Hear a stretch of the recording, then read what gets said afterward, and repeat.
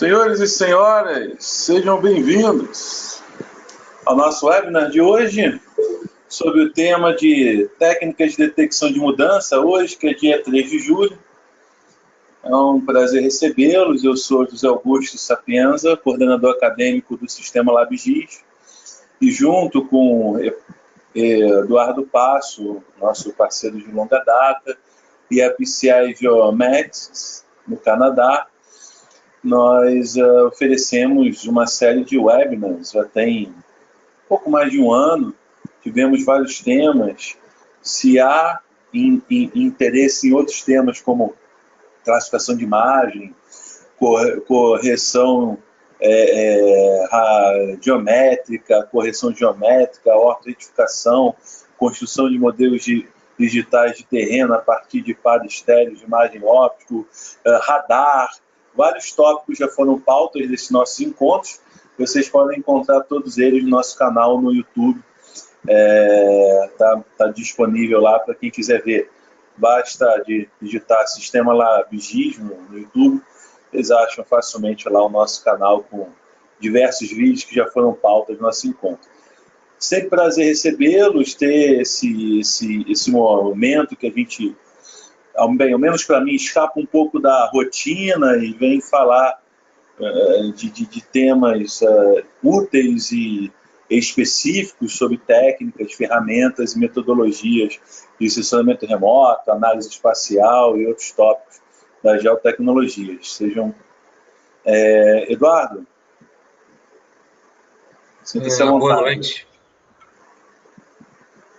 Boa noite. Queria parabenizar o Sapienza e agradecer por mais esse webinar. Nossa parceria junto com o LabGIS aí já remete a mais de 4 anos. Estamos renovando mais um ano a nossa parceria e espero que o webinar seja proveitoso para todos. O tema escolhido dessa vez veio de uma percepção que, quando se pensa em detecção de mudança, parece que normalmente se pensa em fazer uma classificação de imagem, de duas imagens, de duas épocas, e então fazer uma análise vetorial, né? Quer dizer, você faz a classificação, você tem lá os dois mapeamentos de uso, cobertura, de vegetação, ou o que valha, e aí você vai fazer uma análise em um sistema de informação geográfica, ou mesmo no software de PDI. Entretanto, há outros caminhos que são mais rápidos, são mais simples, e eu acredito que para muitas utilizações são suficientes, para muitos usos, para muitas demandas são suficientes. Então, nesse encontro aqui de uma hora e pouquinho, eu separei alguns slides rápidos só para contextualizar, e na sequência a gente vai ver na prática, utilizando imagens do sensor Sentinel-2, que são imagens distribuídas gratuitamente. Vou falar um pouco mais adiante aí, se eventualmente alguém não conhece. Vou dar uma introdução. Então, vou começar contextualizando o tema aqui do nosso encontro hoje, né? Detecção de mudança se dá, no mínimo, a partir de duas imagens, pode ter mais, mas no mínimo um par de cenas de uma mesma área, de um mesmo território. Você quer descrever as mudanças que ocorreu naquela área. Por exemplo, nas tragédias de rompimento de barragem, você queria saber o grau de impacto, seja com um cálculo de uma compensação ambiental, seja para resgate de possíveis vítimas, você saber quantas construções tinha na área afetada, enfim. Seja desmatamento, um tema que está na agenda política do Brasil já tem algumas décadas. Pode ser também você estudar os ciclos sazonais de corpos hídricos, né? Épocas de enchente, de secas, crescimento urbano, os vetores de crescimento urbano, de adensamento urbano, cálculos ou monitoramento de transformações que acontecem numa área de seu interesse e que a imagem de satélite pode captar. Nós vamos falar aqui hoje, no nosso encontro, especificamente de imagens produzidas a partir de sensores ópticos, mas você consegue transportar esses conceitos e ideias também para imagens de radar, ou mesmo até de laser. Então, no fundo, você tem duas épocas. Só para não deixar um exemplo que me fugiu aqui, a agricultura também, você estudar os cultivos, os tipos de cultivos, até mesmo fazer estimativa de colheita, também passa aí por técnicas de detecção das imagens. E a partir do momento que temos imagens, temos lá nossas grades de pixels, né, uma ou mais grades de pixels, e como temos duas imagens, pelo menos duas, de uma mesma área, a gente avalia o que mudou na resposta da imagem entre as duas épocas. Bem, hoje, com a maior disponibilidade de dados, nós temos um desafio aí de dar celeridade também à análise dos dados, não apenas pela produção em maior escala, mas a utilização dos dados em maior escala. Queremos respostas mais rápidas, né? É o que a literatura muitas vezes chama de jornal de ontem, né? Tem certas aplicações de informação que você não pode ter dados muito antigos, de muitos dias atrás. Quanto mais rápido você tiver o dado, mesmo que numa qualidade menor, né, é bom. Ao invés de você empregar um processo de análise, de vetorização, de classificação, seja lá o que for, que demore muitos dias, você faz algo mais rápido. Esse rápido te dá uma resposta talvez um pouco menos qualificada, talvez, não é sempre, não é porque é rápido que é menos qualificado, mas muitas vezes abre mão dessa qualificação para ter uma maior celeridade na resposta. E ter uma maior abundância de dados também nos traz outras questões, como utilizar esse volume disponível aí de uma maneira mais adequada, tirar mais proveito, agregar mais valor. Puxando aqui os dados que nós vamos utilizar, hoje nós temos algumas fontes de imagens de satélite gratuitas. Foi tema de um webinar anterior nosso, inclusive. Pelo menos dá para citar aí 3 entre as mais importantes: o Landsat 8, o Sentinel-2 e o Sibelius 4, né, que é distribuído pelo Instituto Nacional de Pesquisas Espaciais aqui do Brasil. Há outros tantos que são pagos, mas enfim, o volume é maior, como tirar maior proveito, maior e melhor, né, desse conjunto de dados disponíveis, né. Entretanto, essa diversidade de fontes traz desafios técnicos. Nós temos que compatibilizar muitas vezes esses dados, sejam com técnicas de correção radiométrica, porque cada sensor tem a sua calibração, tem a sua especificação, seja por distorções geométricas na imagem, né? Você combinar dados produzidos por diferentes sensores nem sempre é trivial. Você tem que ter uma preocupação metodológica na adequação dos dados de vários sensores para o melhor resultado, ou até mesmo em alguns cenários, você não aplicar a correção inviabiliza o teu resultado final.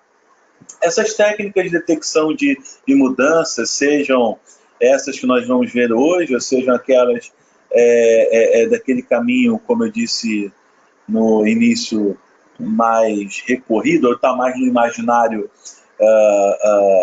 do corpo técnico que utiliza aí de sensoramento remoto, que é a classificação das imagens, seja de uma forma ou de outra, são métodos muito parametrizados, quer dizer, é um pouco difícil você pegar um modelo com os parâmetros que você escolher para uma área e simplesmente replicar em outras.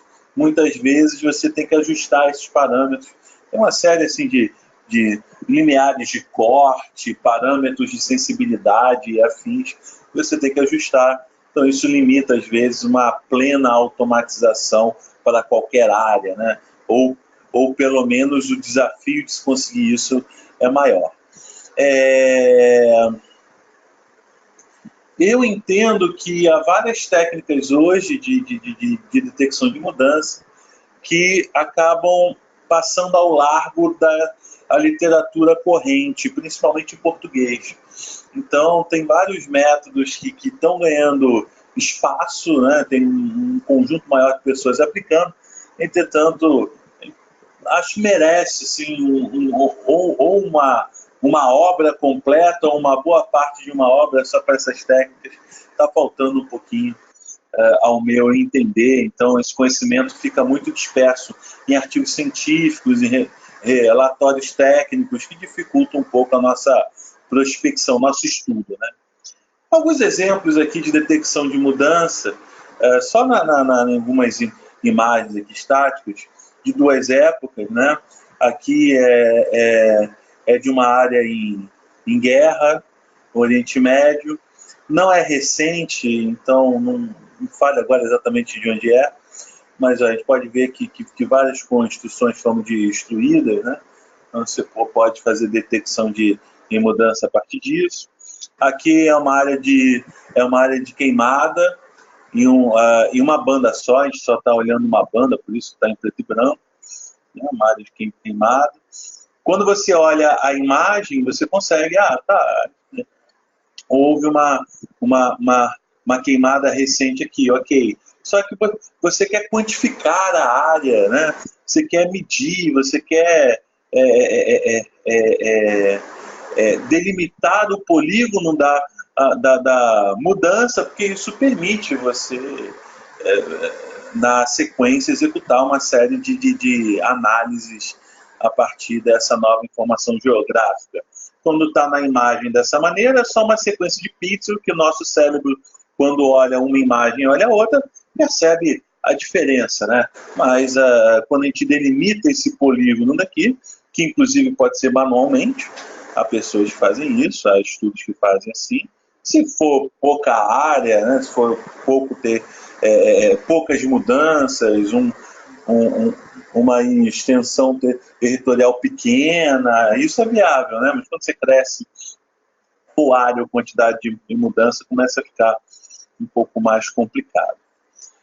E quando a gente fala de uma detecção aí assistida por processamento digital de imagens, pelos métodos para esse fim, é que o software faça pelo menos um pedaço do trabalho para a gente não execute um processo estritamente manual de vetorização, né? Muitos técnicos, quando começa a ter um contato aí com dados geográficos, muitas vezes é com um Google Earth da vida, um software similar, e começa a vetorizar na mão.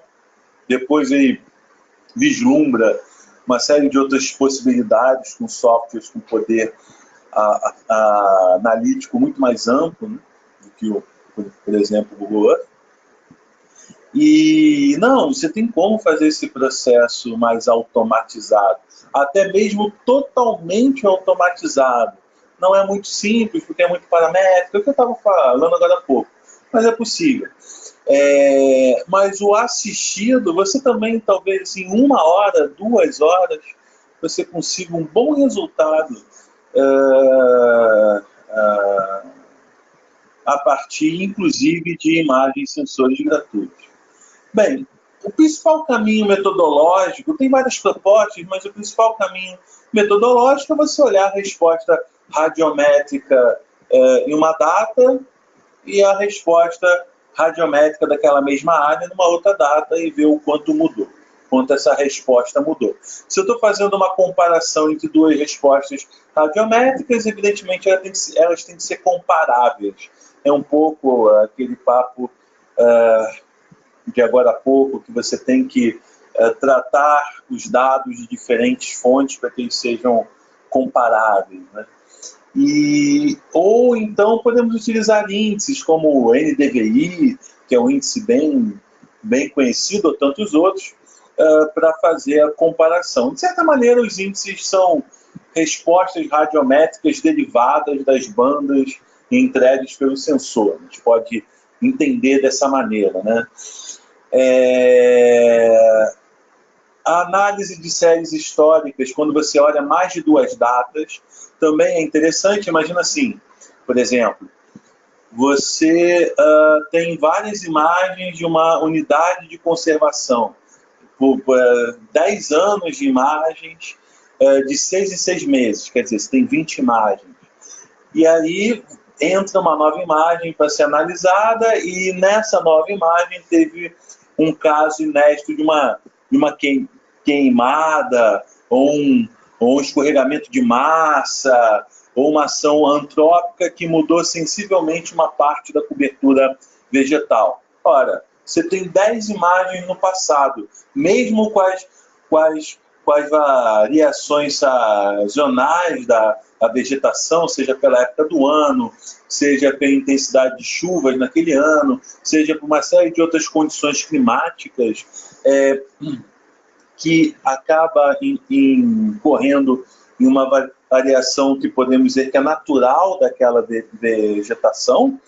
Quando você tem um desmatamento, a resposta vai ser muito díspare dessas 10 imagens para trás. Então é como se ter mais imagens no passado, né? Imaginando assim, tem várias imagens no passado e uma que é a mais atual, digamos, presente, né?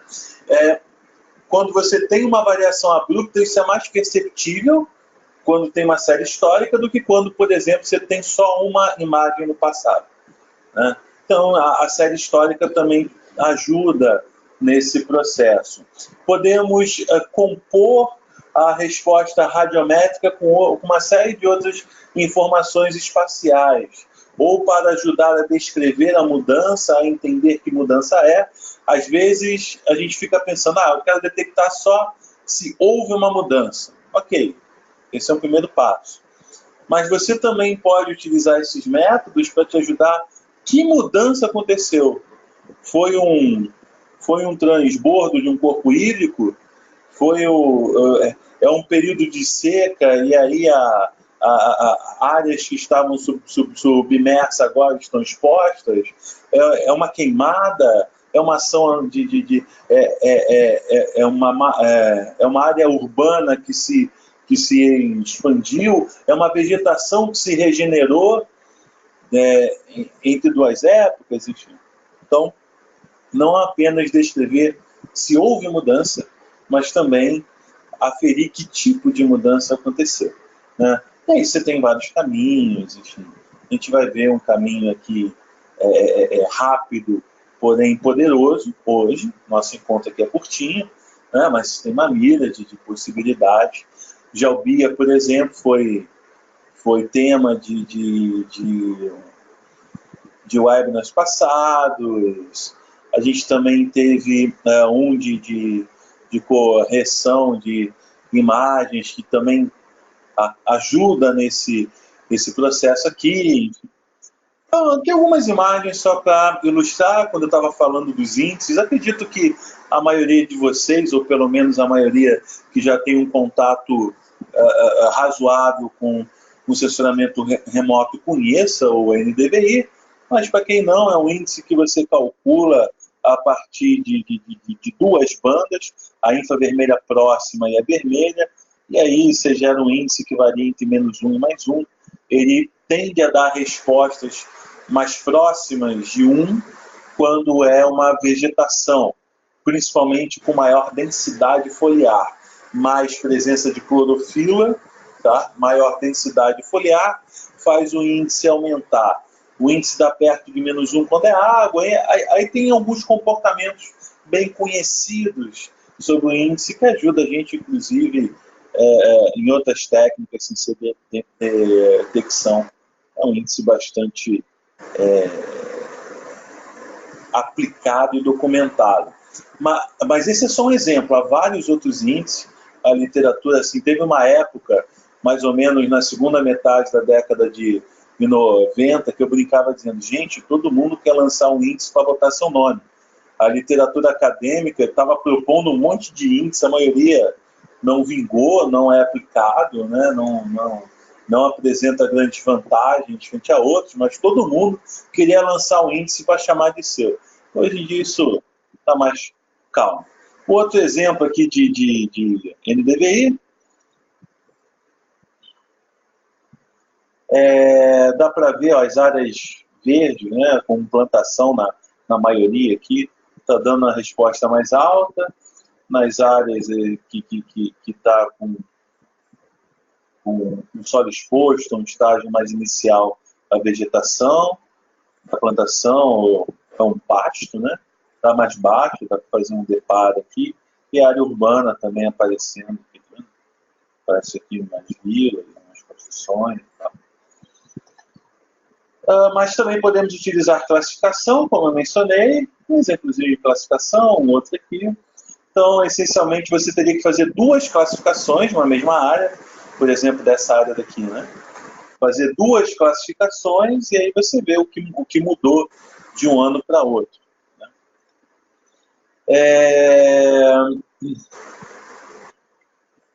Muitos desses métodos requer que você tenha um conhecimento mais avançado, assim, mais sofisticado sobre os alvos que você está, que se fazem presente na imagem, o comportamento espectral desses alvos e a necessidade de confirmação de campo.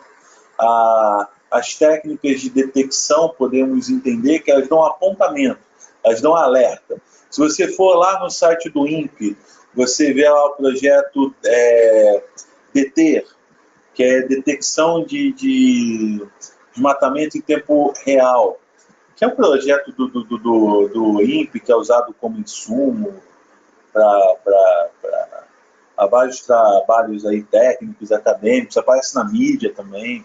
O desmatamento da Amazônia cresceu tanto, diminuiu tanto, desde 2008, sei lá o quê.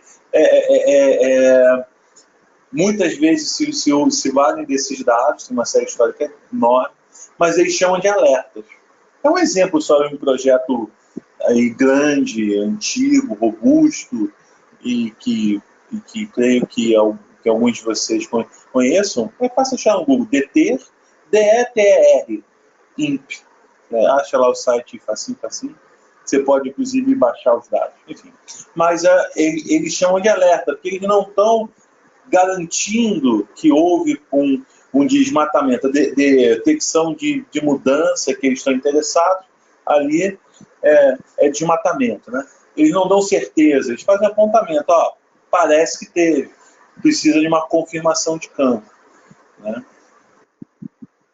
E é importante você utilizar as bandas que vão permitir reconhecer a mudança, tá? Porque pelo menos vão facilitar. Não a mágica, é uma tecla que eu costumo bater, inclusive bati em outros webinars. Se você tem um dado, um insumo, um dado inadequado, não há método que faça mágica, não há método que solucione. Você tem que se preocupar se o dado que você está imputando, você está entrando, ele permite, junto a um método também adequado, você detectar as mudanças. Se o método for adequado, mas o dado não for adequado, não vai rolar. Tão bem como se o dado for adequado, mas o método não for, também você não vai ter um bom resultado, né? Pré-processamento das imagens é um aspecto importante e sempre devemos avaliar a acurácia da detecção de mudança frente a falsos positivos e falsos negativos aí, de acordo com o método e com os dados que a gente utiliza. Para você medir a acurácia, geralmente é trabalho de campo, ou você tem que ter uma base de referência. No caso da detecção de mudança, geralmente é trabalho de campo. Tem umas exceções, mas geralmente é campo, você vai atestar, né? Testar lá, de fato, aqui aconteceu uma mudança. Tem um exemplo aqui, ó, de uma detecção de mudança entre duas épocas. É uma área de relevo acidentado, né? Dá para ver o sombreamento aqui do relevo. E se você não tem uma boa correção geométrica, né, da imagem, você pode gerar uns efeitos de borda, como esse aqui. Acontece que há um certo deslocamento, se a gente desse um zoom na borda, né, um certo deslocamento, e aí você vai ter pixel em uma imagem, não vai ter pixel na outra, ou esse deslocamento pode ser percebido como uma mudança. E aí, até mesmo sombra, mas aqui não é nem pela sombra não, é pela borda mesmo. Tá? E no final, a gente quer os polígonos da mudança. Então aqui um outro exemplo, tem uma área dos corpos hídricos, uma agricultura, Paraná, e na outra houve uma expansão, né? Tem novos campos aqui. Você quer os polígonos desses novos campos, por exemplo. Que é, no fundo, ao final, esse costuma ser o resultado almejado. Bem, só para a gente fechar aqui e partir para a prática, falar sobre alguns tópicos chaves aqui que já apareceram na apresentação, só para a gente ter um entendimento básico sobre eles. Sei que alguns de vocês já conhecem, mas o público traz diferentes bagagens, só para a gente, conceituais e práticos, só para a gente ter um nivelamento mínimo. A álgebra de bandas que eu mencionei lá junto ao NDVI, assim, essencialmente você pega duas ou mais, no desenho aqui tem três. Tem três dados matriciais, né, uma grade de células, essa grade é pequenininha, as imagens de satélite que a gente usa tem dezenas de milhões, centenas de milhões, bilhões, dezenas de bilhões de bits, depende aí da resolução espacial, né, extensão territorial. Mas aqui é uma imagenzinha pequenininha mais simples. Essencialmente, você faz uma álgebra aqui, por exemplo, pode ser uma soma.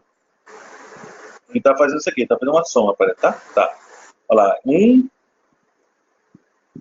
os pixels que sobrepõem, 1 mais 1 mais 1 dá 3. Ele está somando as células. Aí o cálculo depende do que você quer. O NDVI é uma soma, uma subtração, uma divisão. A correção geométrica, porque quando você imageia, seja por VANT, seja por satélite, por helicóptero, você tem uma distorção. Por exemplo, esse pixel aqui, nessa célula, o sensor ele vai imagiar mais distante do que verdadeiramente ele é, tá vendo?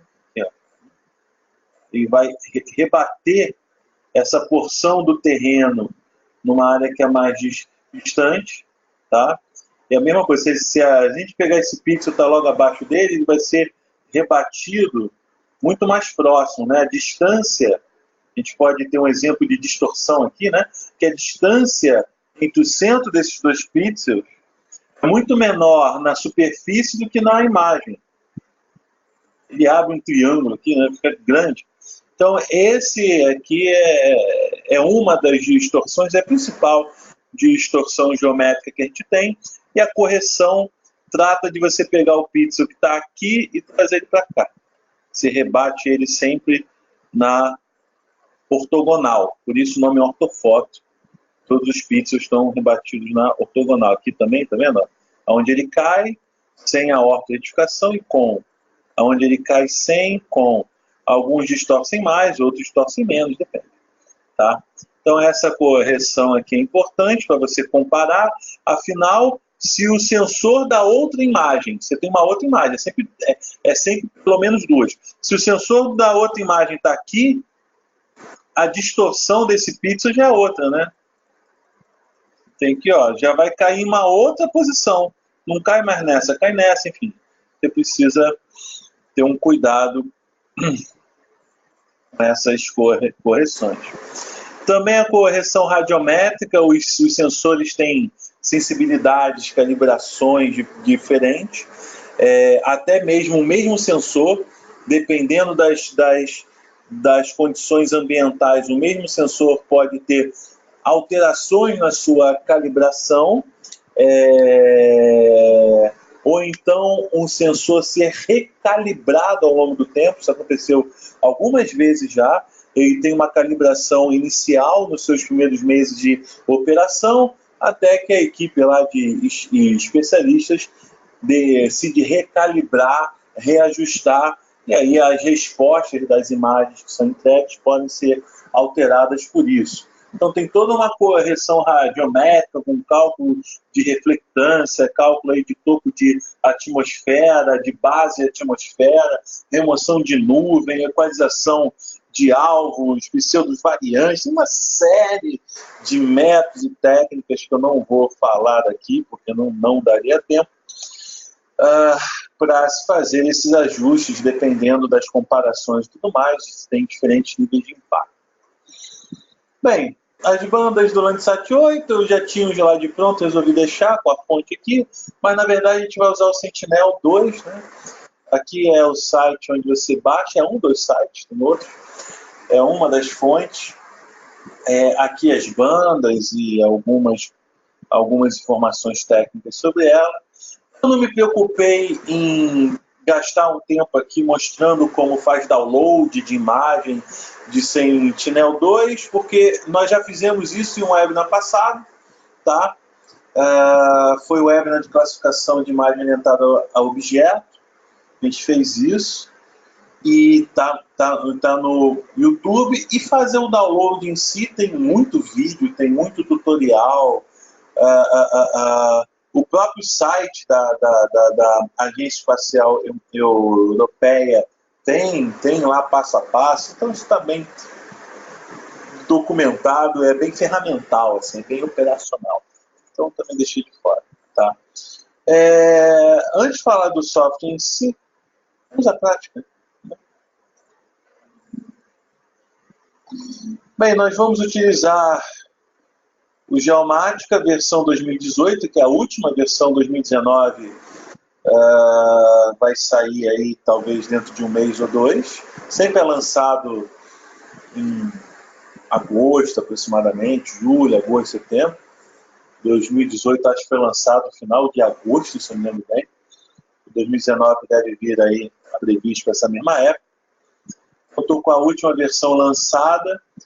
O software o Geomática ele é dividido em vários aplicativos. Cada aplicativo desse aqui tem uma finalidade específica. O Focus, que é esse que está aberto, ele serve principalmente para visualização, análise, classificação, detecção de mudança, por isso que nós vamos utilizá-lo aqui. O nosso foco hoje é no Focus, para se for horrível, mas deu para entender.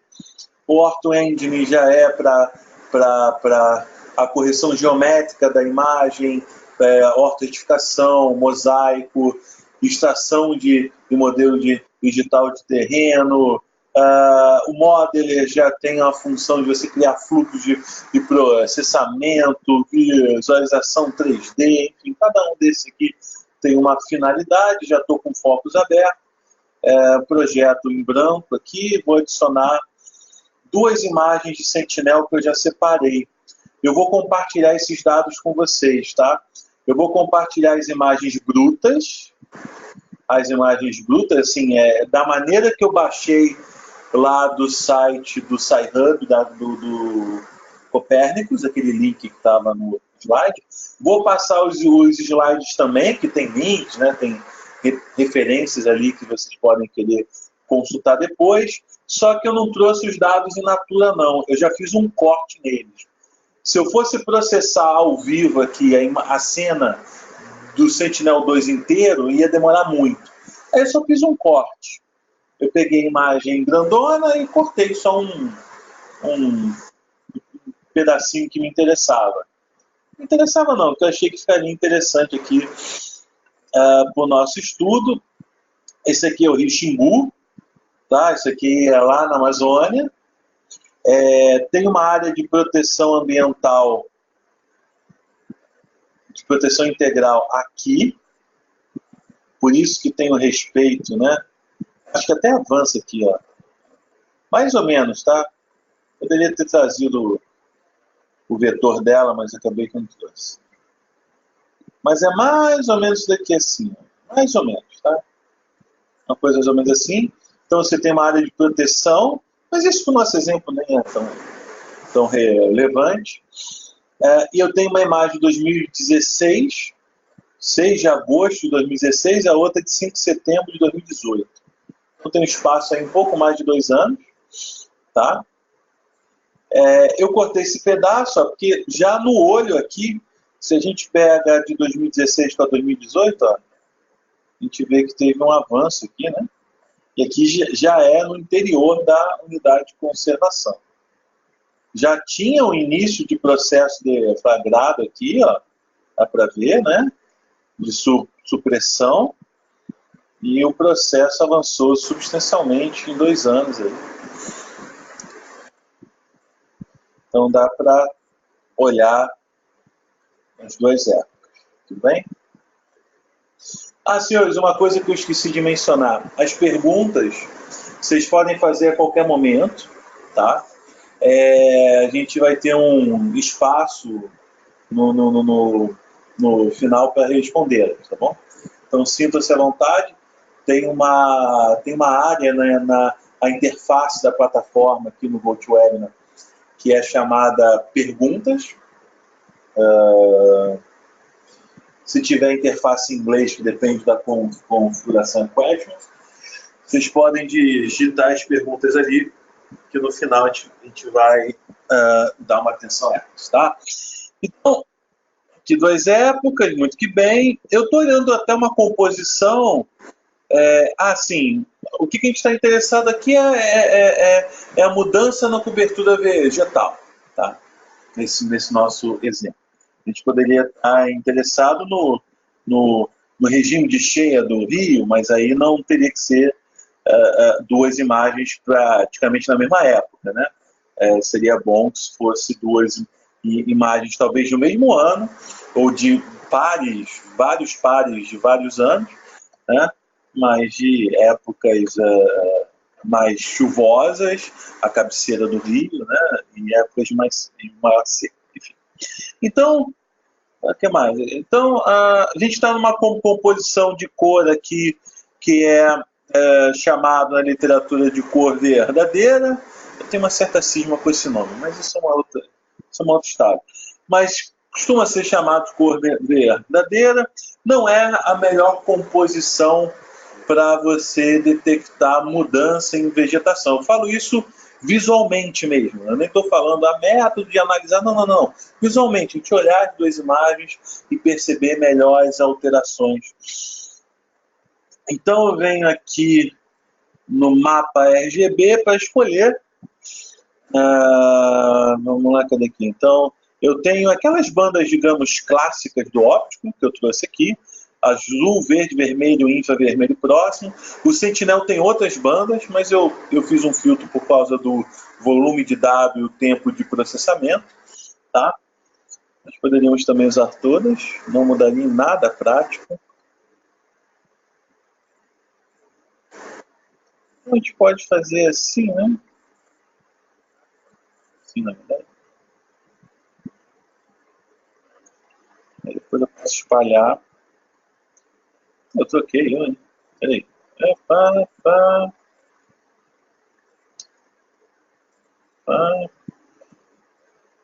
Fiquei confuso. Agora sim. O infravermelho, botei aqui o tom de verde, porque a vegetação tem uma resposta mais alta no infravermelho, né? O vermelho eu deixei no vermelho mesmo, eu botei a banda seria o que a gente enxerga como verde olho nu, no canal azul. Então, as cores que a gente vai passar a ver aqui não são mais cores que a gente enxerga olho nu, né? Mas cores utilizando informações fora do espectro visível. Vou fazer a mesma coisa aqui, cadê? Então, infravermelho aqui, pá, pá.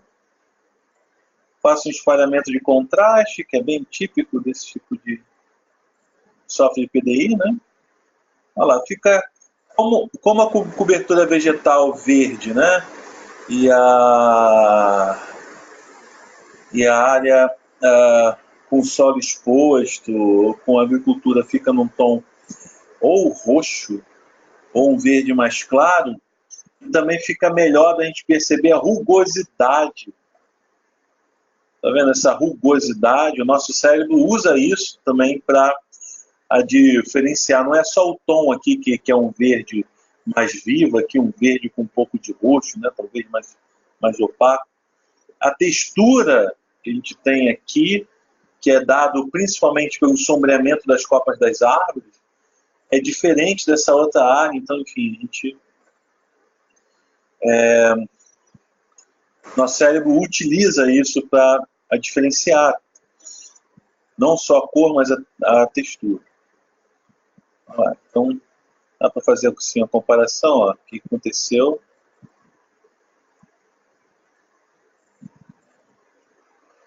Não consigo afirmar se o corte ocorre para pasto.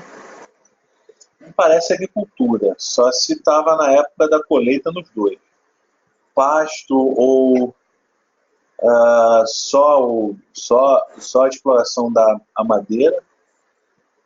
Pela maneira que está sendo feito, está respeitando, parece, APP, meu palpite é pasto, mas eu não tenho essa informação. Então, dá para ver aqui supressão, né? Mudou a cor. Quando entra nesse roxo, nesse escuro aqui, supressão.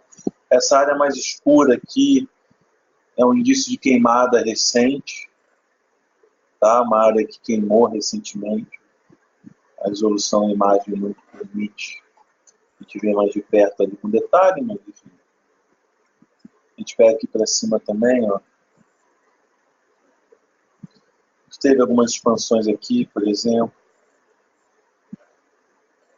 Aqui é 2018, como é que era em 2016? Então houve um avanço aqui, né? E também em 2016 estava roxo, indicando, né, o solo exposto, mais exposto. Em 2018, a vegetação também começa a se regenerar, aonde o cenário foi deixado intacto, né? O homem chegou lá, cortou, mas não manteve o uso. A vegetação acaba começando um processo de regeneração. Vai ficar um verde claro, né? Que 2 anos não é muito tempo para regeneração. A gente ter árvores, por exemplo. Vamos olhar um pouco mais distante. Aqui também, o que está acontecendo aqui?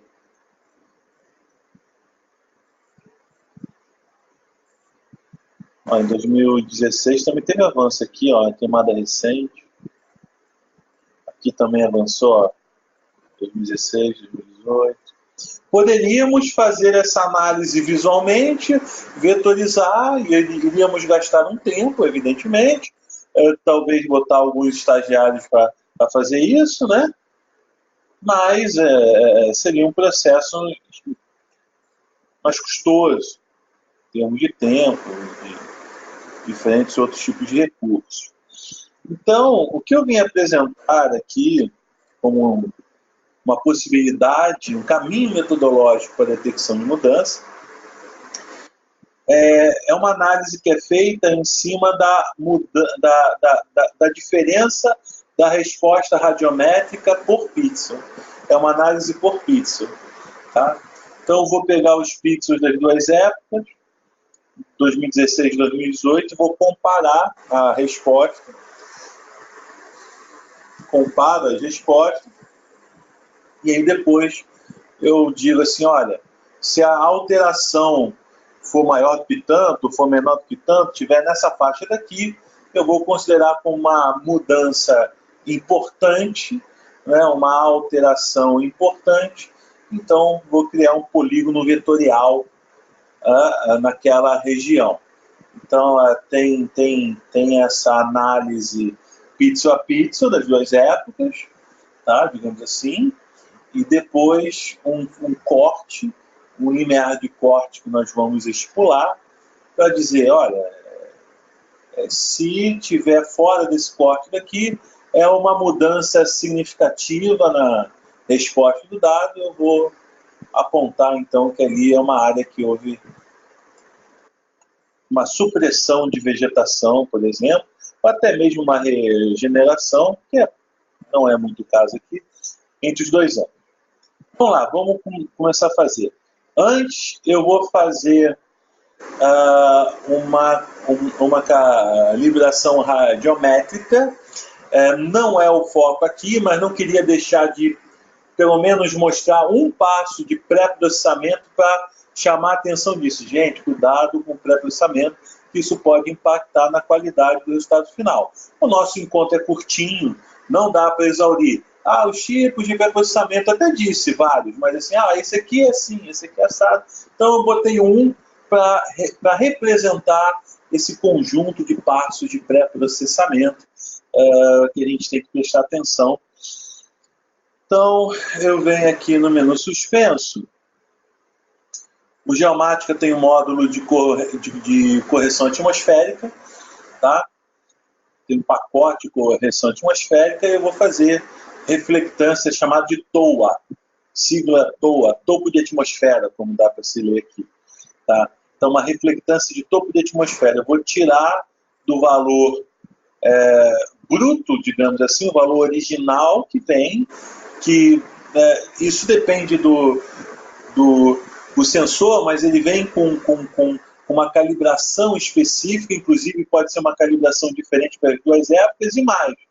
Temos influência de coisas como a posição do Sol. Se o Sol está mais a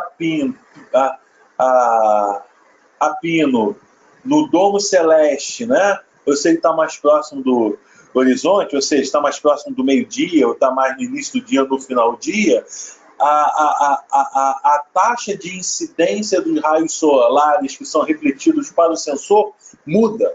A época do ano, a distância Terra-Sol também muda. Então, as condições ambientais influenciam também na resposta final. Nós temos que tratar isso até para comparar as imagens mais adequadamente. Então, eu venho aqui, a reflectância de topo de atmosfera. Vou começar com a de 2016. Um ponto forte do pacote do Geomática é que ele lê os metadados que vêm na imagem. Hoje, várias imagens de sensores remotos orbitais vêm com metadados e o Geomática ele tem um suporte bom aos metadados, então ele já sabe aqui, qual é o sensor, porque ele leu isso nos metadados. A data, a aquisição, os dados sobre a posição do Sol, que é a fonte de radiação, né? A luz do Sol reflete na superfície captada pelo sensor. Então, ele também puxou isso do metadado, que são as informações que ele precisa para fazer os cálculos. Tem uma parte aqui, saída de operados. Vou salvar aqui. Fiz primeiro 2016, só rodei, observe, não configurei nada. Só dei input e output, o resto ele leu dos metadados. Vou fazer também para 2018. Aí já leu os dados atualizados, mudou o ângulo vital solar, azimutal, né, mudou a posição. A output já está certo, vou rodar. Teve um webinar anterior que eu falei sobre remoção de nuvens, né? Você atenua a presença de nuvens na imagem, né? Também aqui reflectância do solo, que muita gente chama de boa. Falou um pouco sobre isso no webinar anterior, mas ele já trouxe as duas correções de toa. Vou remover os outros dois aqui para não me importunar. Mas cá está. Ele botou a composição verdadeira outra vez. Mas enfim, depois, se for o caso, a gente muda novamente lá para o nosso infravermelho, próximo, verde e azul. Isso é de menos, isso é só visual, isso não importa. Então ele recalculou os valores dos pixels e aplicou uma série de correções que deixou as imagens mais comparáveis. E agora eu vou partir para a comparação em si. Tem aqui, ó, a ferramenta de detecção de mudança.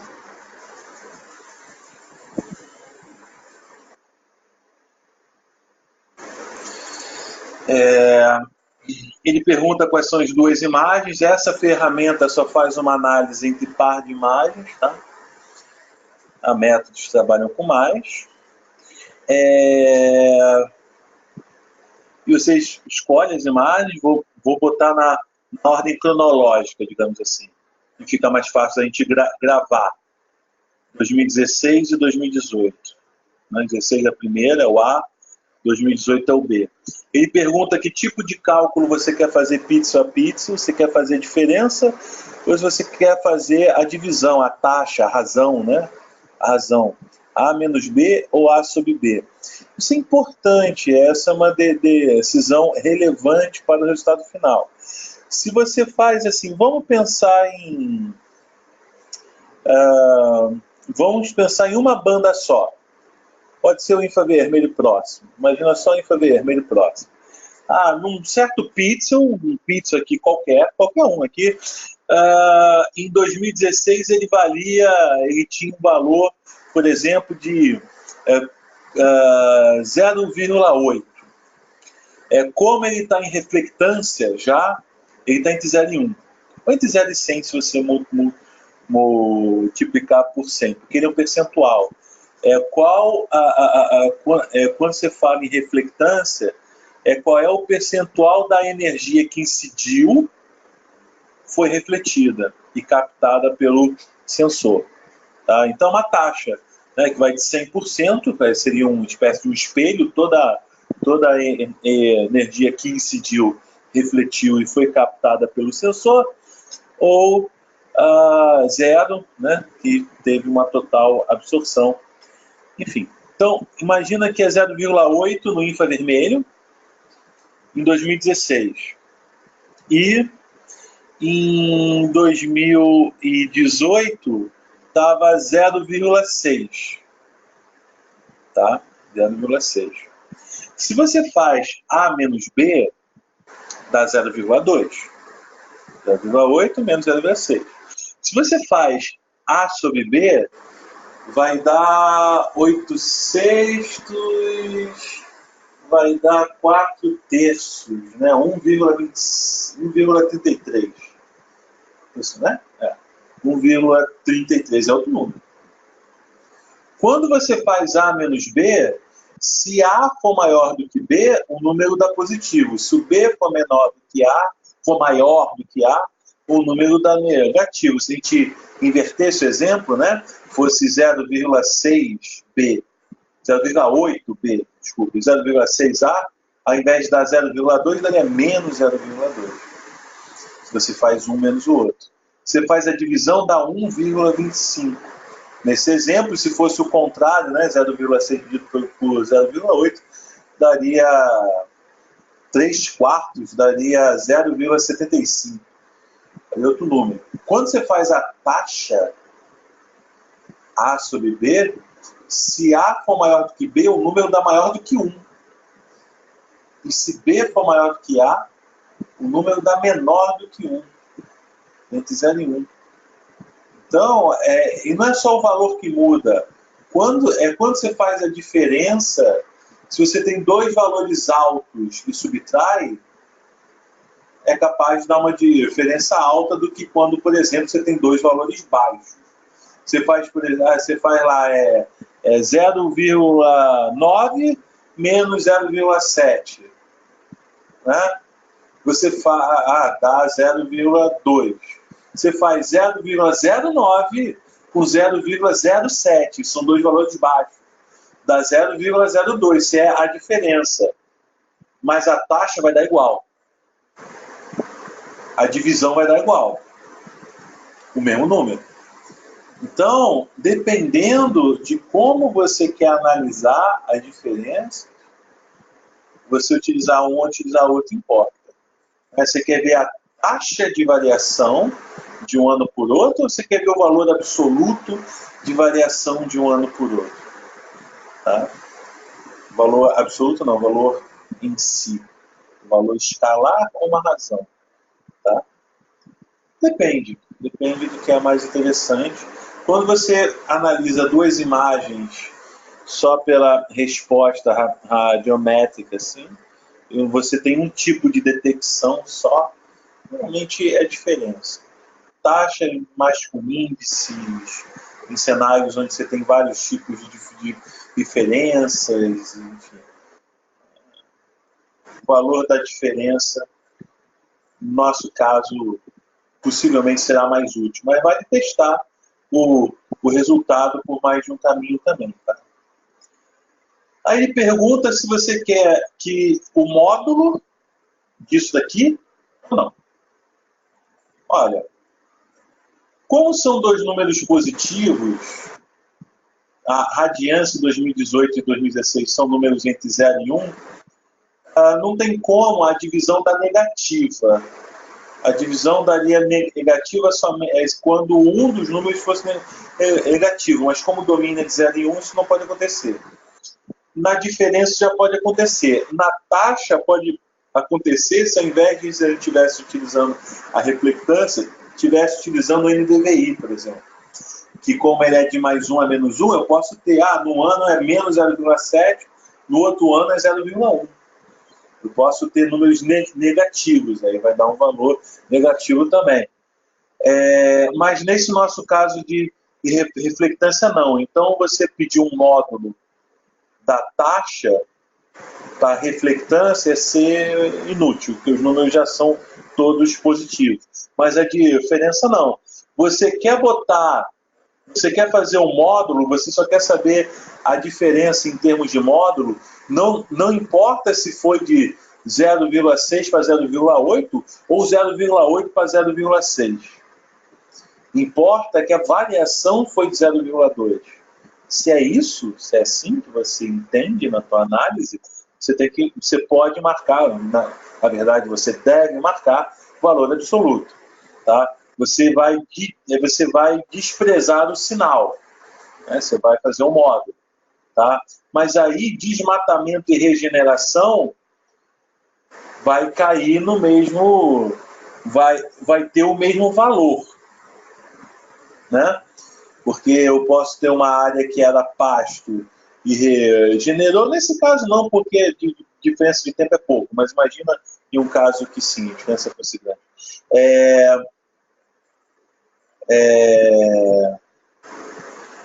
Você teria tanto o cenário que pasto virou vegetação densa, como vice-versa, né?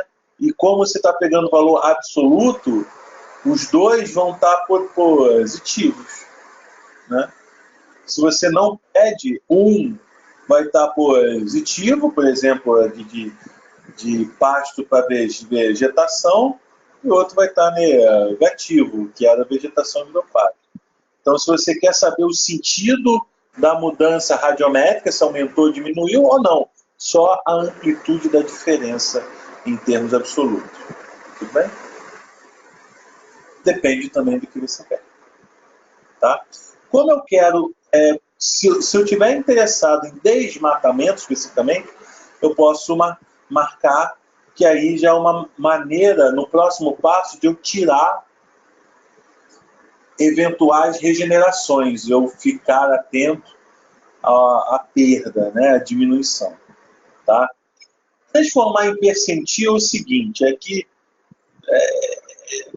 percentil é um conceito, quantio é um conceito estatístico, né? Que pode ser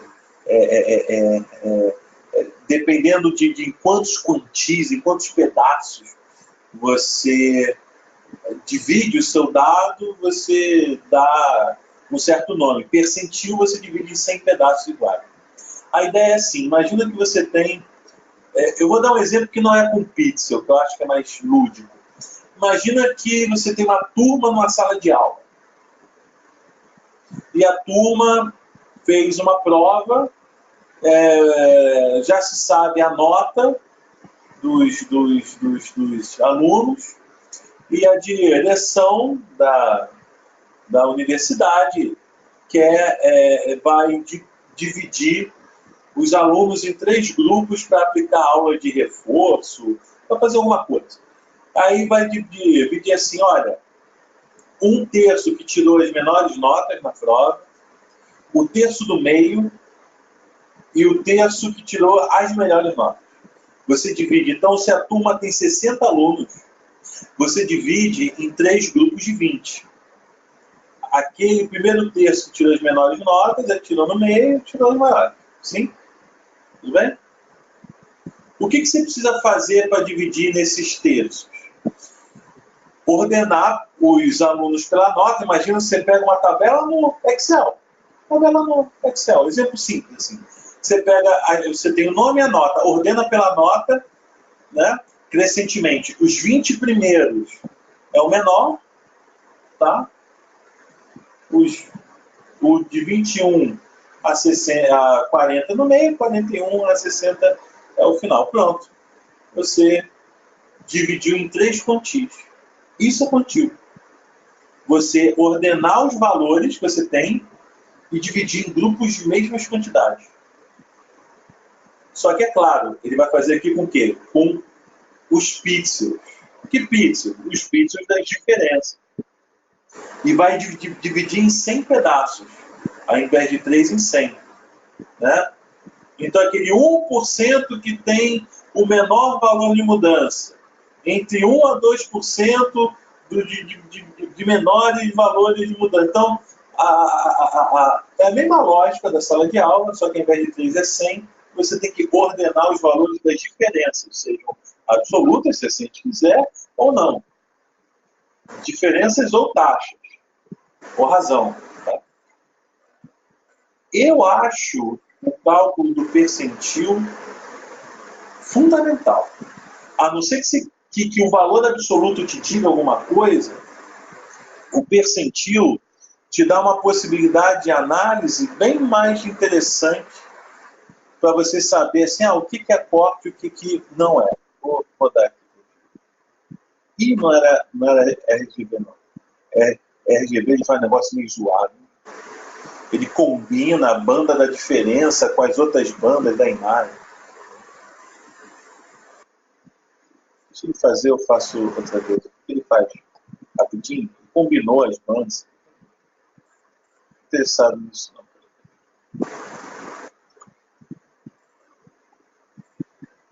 Vou dar de novo. Pseudocor é mais interessante. Ele bota numa escala de cinza, numa escala de cor que não é cinza. Esse pseudocor é uma escala de cor que não é cinza. Ou o RGB que ele combina a diferença com as outras 2 bandas de imagem. Um negócio meio translocado, ao meu ver. Você pode usar todas as camadas ou só uma banda em específica. Eu vou usar todas de todo. Tá? Aí faz a média das diferenças, ele faz um cálculo, a diferença banda a banda e tal, ele faz um cálculo final. Opa, não gostou não. Perfeito.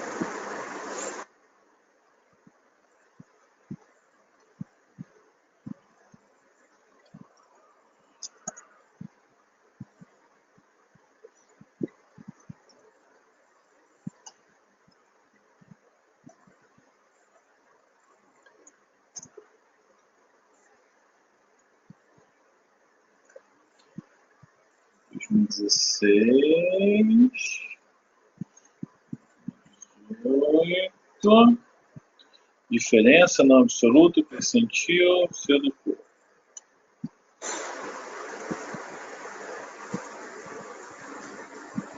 Então ele vai gerar um novo output aqui para mim.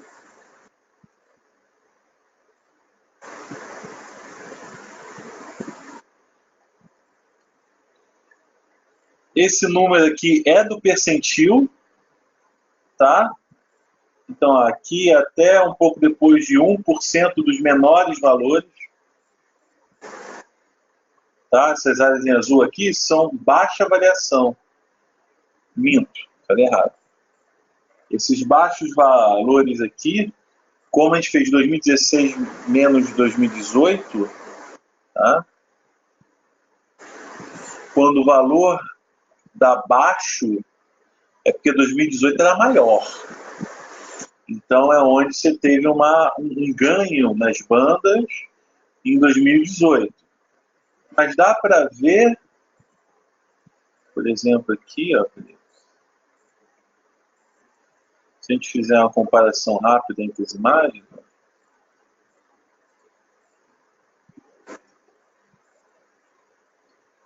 o desmatamento está exatamente na área em azul, tá vendo? Ok? Né? Concorda?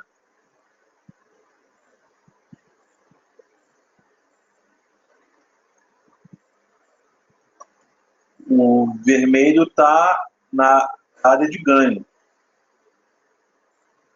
Então, os tons frios. Os tons frios é que se encontra aqui. A gente pode dar uma outra área aqui. Olha lá. Vegetação em 2016, não vegetação 2018, ó, ficou azul. Então, a gente está interessado nos valores de menor diferença, quer dizer, onde o B era maior do que A. 2018 menor que 2016. Ele vai botando aqui em escala, né? E vai subindo. Até chegar a 100 aqui, que está no último percentil. Né? Então a gente está interessado nas áreas em azul. E a gente pode fazer até uns símbolos assim. Ah, me corta aí, me bota... tira... Eu quero ver os percentis só abaixo de 20, por exemplo. Aqui, né? Aqui, mais ou menos 20 ou 15. Só abaixo de 20. Mais ou menos aqui, nesse tom de azul. Ele mostra. É uma coisa de símbolo mesmo. Você vem aqui no símbolo.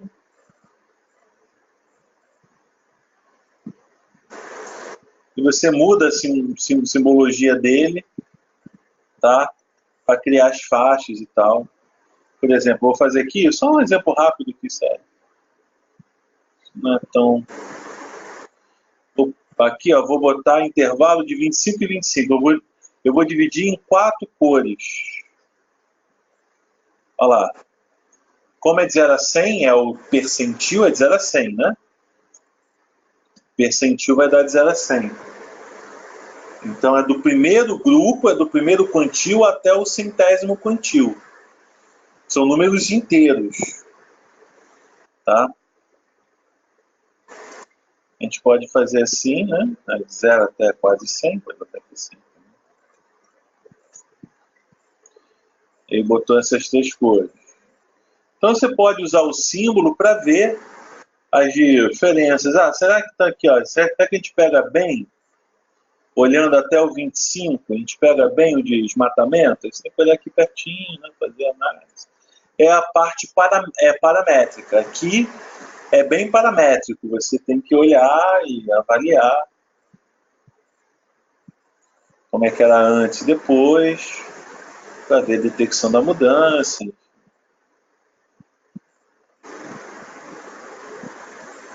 Ou se não ficou adequado você usar outras bandas. Tudo faz parte. E aí, então, no final, você pode fazer um teste. Eu vou fazer um teste, assim, que eu acho, na leitura rápida que eu fiz aqui, né, poderia fazer com mais calma, mas para otimizar o nosso tempo e abrir para as perguntas, a gente faz assim, eu vou elocubrar aqui 30 até o 30º percentil. De 0 até 30, né, os primeiros. Aqui está 25, eu vou aumentar um pouco mais, 30.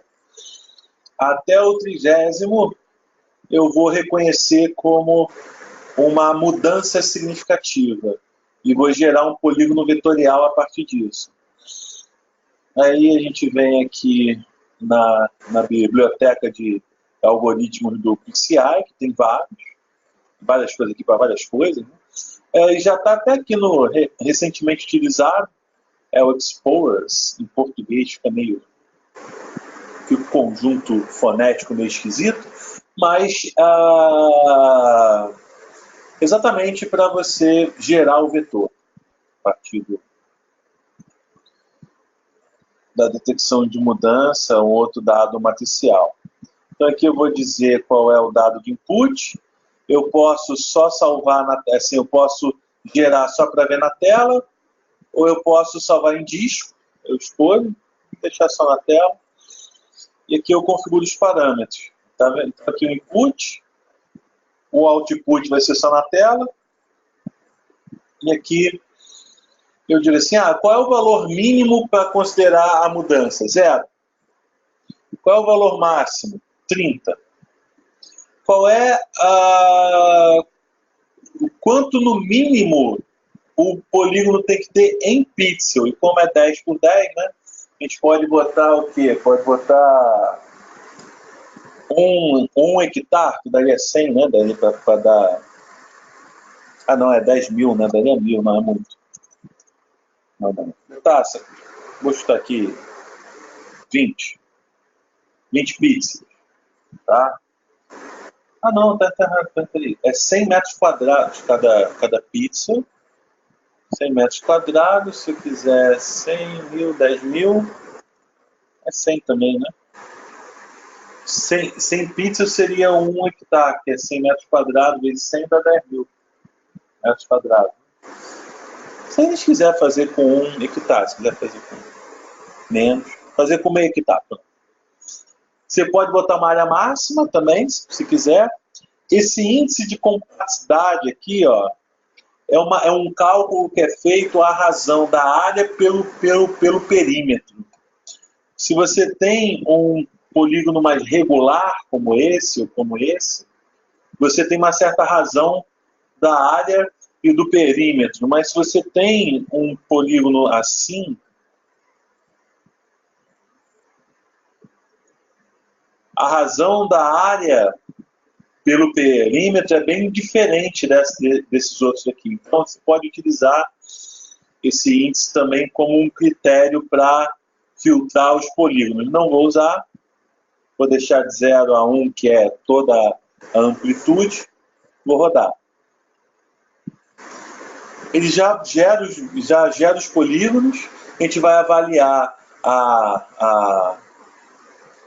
o próximo passo seria avaliar a acurácia com a observação do que nós vimos na imagem, com a ida a campo também, evidentemente, né?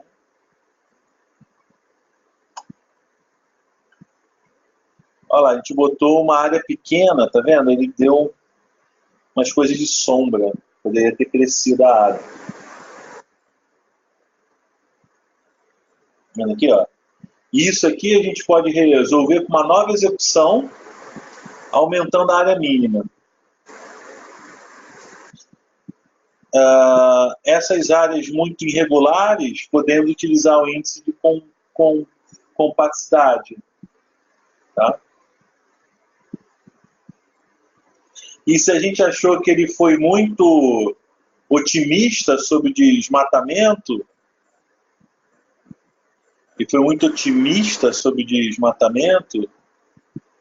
a gente pode utilizar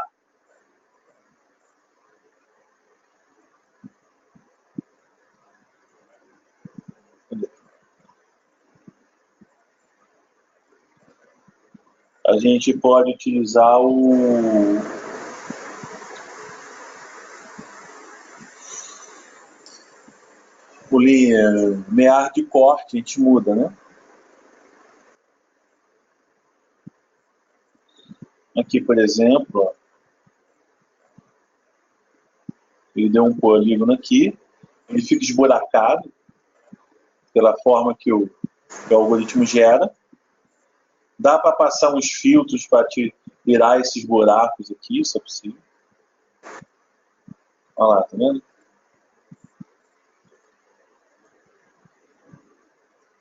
Ele deu aparentemente uns falsos aqui, a gente teria que aumentar a área, o valor de área, de corte. E aí é tentativa e erro mesmo. Aqui também, ó, aumenta aqui, ó, avançou.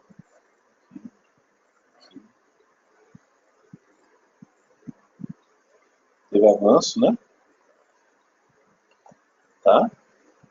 E mesmo assim, tá bom, a gente pode chegar, voltar a prancheta e muda aqui os parâmetros de novo e a gente vai refinando no intuito de convergir ao resultado melhor. Ele processou isso em 10 segundos, né? A gente pode voltar a ajustar e talvez em umas 10 tentativas, ou um pouco mais, um pouco menos, a gente convirja com um conjunto de parâmetros que vai te dar uma melhor sensibilidade, um melhor conjunto de resposta, segundo o teu critério. Além disso, não é que esses polígonos sejam prontos, finais e imutáveis. Não são. Ele está te dando aqui um conjunto de polígonos que você pode filtrar, cortar, jogar fora, editar, né?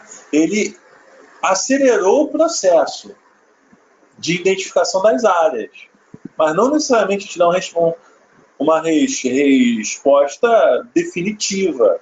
Né? Você pode e deve supervisionar o processo, conferir, seja dentro de um método de validação, ou seja, uma conferência manual mesmo de tudo que se percebeu. Aqui a mudança aqui, ele detectou a mudança aqui, está certo. A mudança ali detectou certo. Ali, ó. Aqui também, tá? Ele deu essas áreas muito pulverizadas, mas você pode selecionar e apagar. Né? Se ele deu polígono demais, você pode apagar. Você tem outros métodos, você pode combinar, pegar o NDVI, aqui deu uma área bem escusa, tá vendo? Talvez o índice de compacidade também filtrasse isso aqui, porque isso aqui está dando um perímetro absurdamente grande frente à área. Né? Enfim, é uma edição manual, é uma conferência, é uma reparametrização para você convergir ao melhor resultado, mas ele já te deu vários polígonos aqui que com certeza farão parte do teu conjunto resposta. Tá? Ok? E no final você exporta. O Geomática ele trabalha com vários formatos, supondo que esse aqui fosse o final, né? DXF, JDatabase, KML, Shapefile, PostGIS. Temos alunos aqui hoje do curso que eu estou dando PostGIS, também salvo, se importar no PostGIS. Enfim, tem os principais formatos aí para levar para outros softwares, se assim for do teu interesse. Então, acho que dá uma resposta rápida aqui, que você mexendo nos parâmetros, você converge rápido com uma resposta também. E fazendo um pós-processamento, um refino, eliminando, ajustando polígono. Assim, quem assistiu os métodos de classificação de imagem, é a mesma coisa, né? A gente faz a classificação inicial, depois a gente faz os ajustes. E é isso, pessoal. Estamos com o horário um pouco avançado, vamos às perguntas. Essa é a síntese aqui, o nosso breve encontro. Eu queria fazer esse panorama. A gente vai passar material para vocês, o vídeo da gravação, os slides e os dados que eu utilizei aqui, para que vocês possam reproduzir o processo. E o trial, a versão trial do Geomática aí, para quem eventualmente não tenha a licença. Tá? Deixa eu abrir as perguntas aqui. Estou vendo que o Eduardo me ajudou já com algumas perguntas enquanto eu estava apresentando. Obrigado. A Camila Nascimento está perguntando sobre aplicação de deslizamento de encostas. Camila, a detecção de mudança é possível a partir de imagem de sensor óptico? Quando você tem algum escorregamento que é por cobertura florestal, ou aquele solo que está ali em cima corre, né? Ou a vegetação, aquele solo que está a superfície corre, e o que fica ali, né, o que fica na parte de baixo, muda a resposta espectral daquela região. Então, nesse aspecto, é parecido com desmatamento, né? Você tem vegetação na época e não tem outra. Também pode ser, você tem um pátio, alguma coisa assim, mas corre e fica um solo exposto, isso muda a assinatura. Também dá para analisar a cicatriz. Às vezes você tem uma imagem que não é muito próxima ao evento o escorregamento, já começou um processo de regeneração da vegetação naquela área, mas a cicatriz ela pode ser notada ainda, aí já não é tanto detecção de mudança, creio eu. Seria mais uma classificação de imagem, mas é possível também. Quando você usa radar, aí é outra coisa, você consegue ter informações sobre a possibilidade de um escorregamento antes de acontecer, e aí utilizando técnicas de interferometria. Não tivemos um webinar ainda de interferometria, quem sabe? Que aí, como ele te dá informação sobre a altimetria, com muita acurácia, você consegue ver se o solo já está apresentando, ou uma rocha, por exemplo, né, já está movimentando um pouco, isso pode ser detectado. Mas, enfim, isso foge um pouco do escopo da nossa apresentação de hoje, só para completar a resposta. Marcelo, metodologia de acurácia, falso positivo e falso negativo, geralmente você faz com matriz de confusão, né? Nem acho que caberia aqui o índice capa que você costuma utilizar para classificação de imagem. Esse capa aqui ia ficar meio solto, mas a matriz de confusão, você pode ver, é um método bem documentado, para você ver os falsos positivos, os falsos negativos, os verdadeiros positivos e os verdadeiros negativos também, né? Você tem 4 possibilidades. Apesar de muitas vezes nós só olharmos os falsos positivos e os falsos negativos.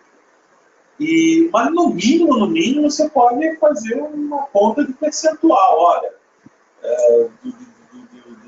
ele deu aqui, parece que 2.000 polígonos. Coisa para a Dedel. Vamos supor que a gente faça um filtro, mude os parâmetros, cheguemos aí a 500 polígonos, talvez, 200. Aí você pega desses 500 um conjunto aí amostral de 30 e checa. Checa em campo, checa, vai lidando com outra base de dados, e você vê, dos 30, deu falso positivo em 5. Tá? Dos 30. E aí tem métodos de estatística inferencial, que são os mesmos métodos que a gente utiliza por exemplo, para aferir padrão de exatidão cartográfica. PEC A, PEC B, PEC C, acredito que alguns de vocês saibam aí o que é. São os mesmos métodos, você usa estatística inferencial, teste de hipótese, você vai por aí. Então, ou nessa linha de matriz de confusão, ou na estatística, você tem esse método de acurácia para esse tipo de informação. Tá? Não tem nada de especial por ele ser espacial. São técnicas que você usa, inclusive, em outros tipos de modelos.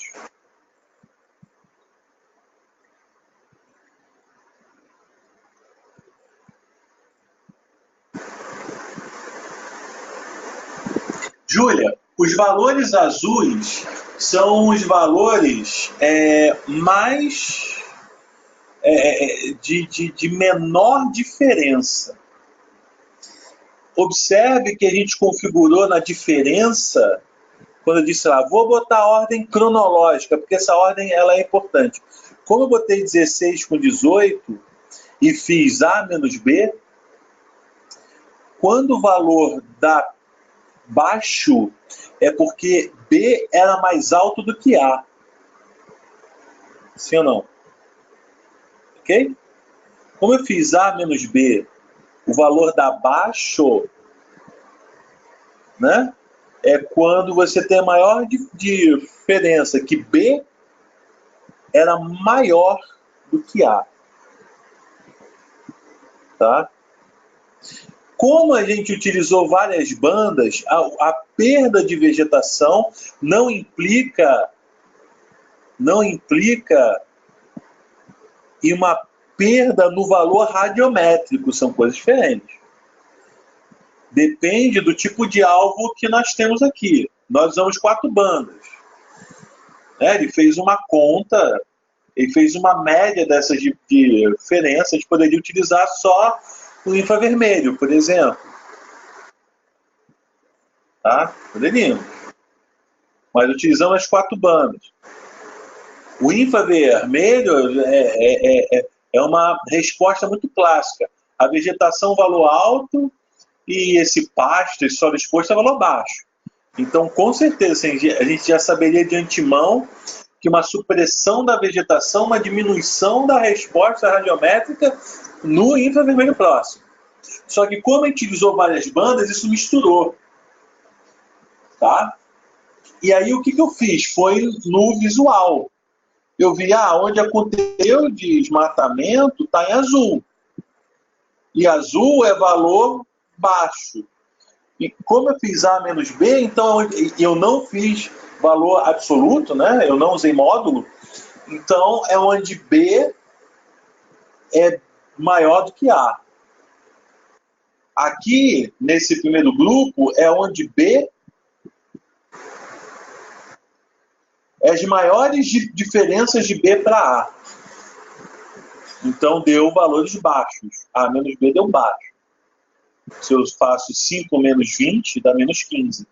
Né? Porque o B é maior, o B é 20. Ok?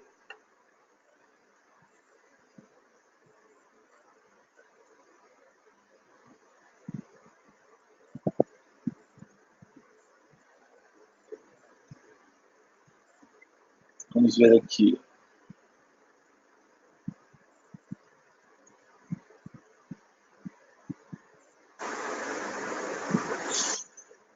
Júlia, o que você está colocando sobre você ter maior detalhamento sobre o uso do solo, você tem que avaliar. Você quer mapeamento de uso e cobertura, que são outro produto, são outros métodos.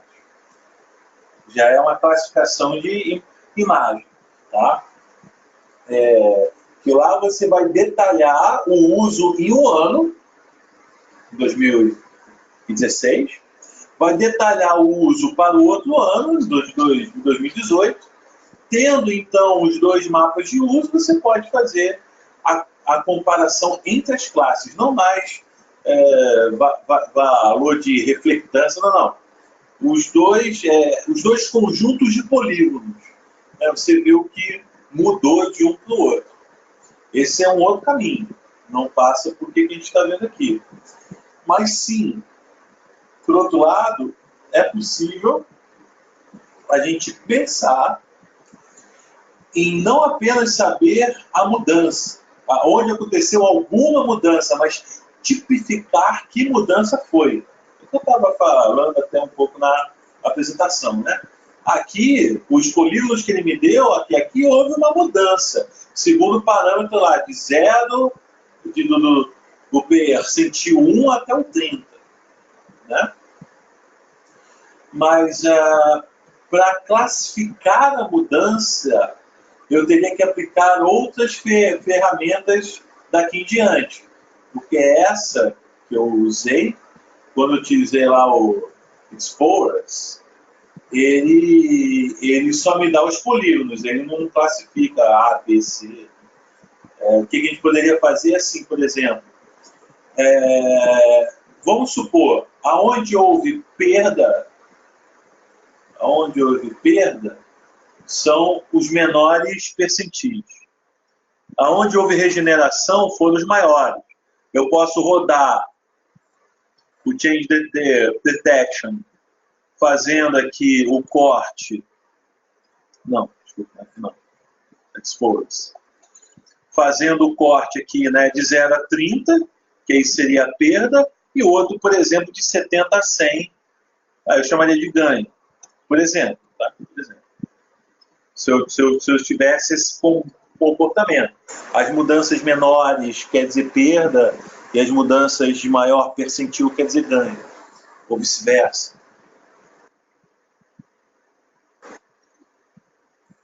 Tá? Aí você já estaria tipificando, mas a ferramenta, se a não ser por essas faixas, por esses intervalos de percentis, ele não vai te dar uma classificação, não. Há métodos para isso, mas não esse aqui que a gente viu.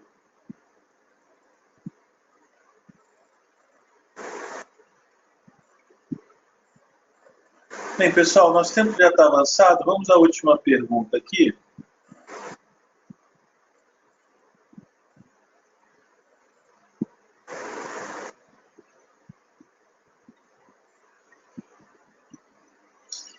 Leonardo perguntou sobre o geomático indicado para estudar comportamento de plumas de contaminação de solo.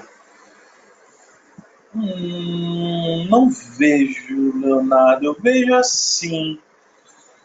Não sei se o Eduardo tem uma outra opinião, mas os tipos de método para essa aplicação não tem no PCI. Os métodos mais usuáveis, né? Não é para isso. Mas sim, o PCI pode ser uma ferramenta acessória para você saber os tipos de uso do solo. Se você fazer mapeamento de hidrografia, você ter o relevo e saber se o contaminante for pela forma de relevo, né, e pela chuva colando e carregando o contaminante, a princípio, para onde vai. Assim, gerar insumos para te ajudar na modelagem e no teu estudo, como modelos digitais de elevação, como mapas de uso por abertura, em identificação das construções na imagem satélite. Eu preciso identificar as construções para saber áreas mais densas, menos densas, essas coisas assim. Mas para a pluma, não vejo. Fale, Eduardo. Talvez com o uso de dados adicionais, aspecto radiômetro. Depende também do tipo de imagem que vai ser utilizado, né? Que tipo de bandas que vão estar utilizando para isso daí. Mas eu concordo, não é uma ferramenta própria para esse tipo de estudo.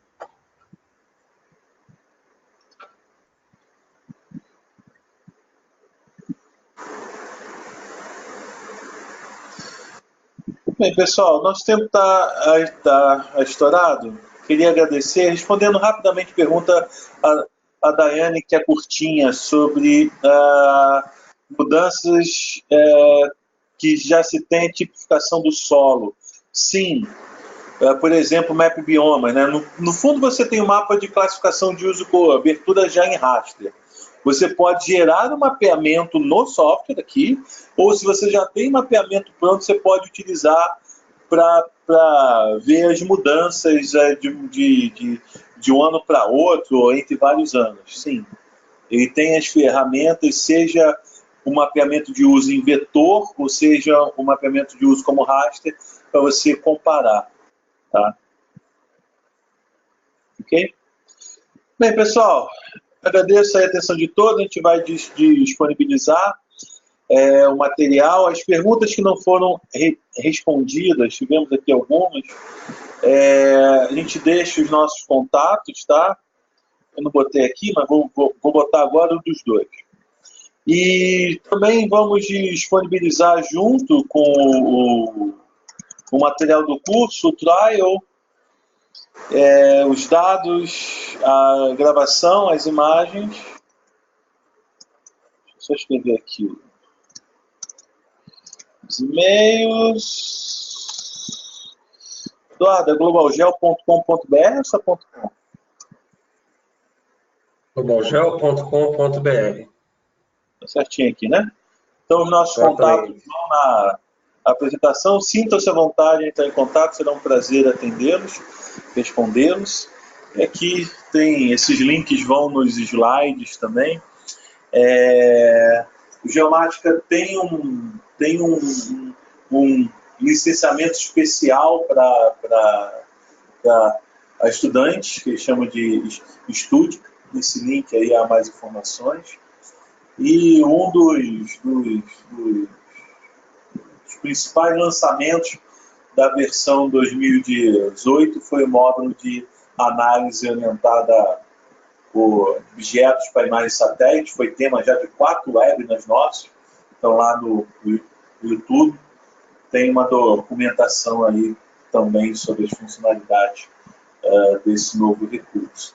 Queria agradecer, estamos à disposição. Devemos mandar o material para vocês aí sexta-feira, mais tardar segunda-feira. Tá bom? A gente tem que converter vídeo, fazer umas coisinhas assim.